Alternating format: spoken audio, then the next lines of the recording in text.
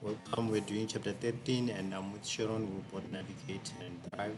So, chapter 13, we are doing a loading page. So, on the loading page, this is what we're supposed to see.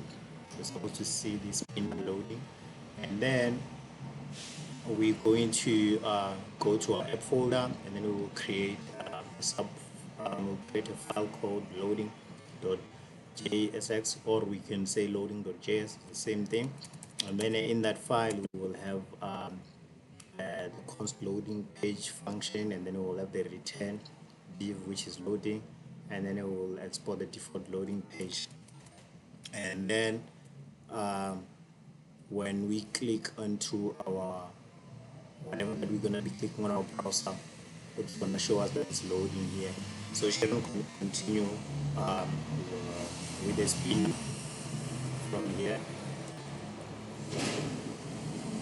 Okay, so after we've added our loading page, those codes to our loading page, whereby we'll be able to see the spinner button, and then remember that while the component name can be anything you choose, the file name must be loading.jsx. And with that,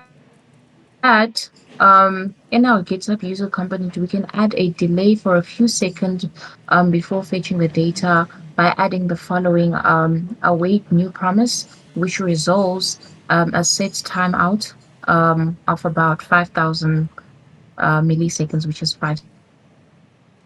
And then we can add a delay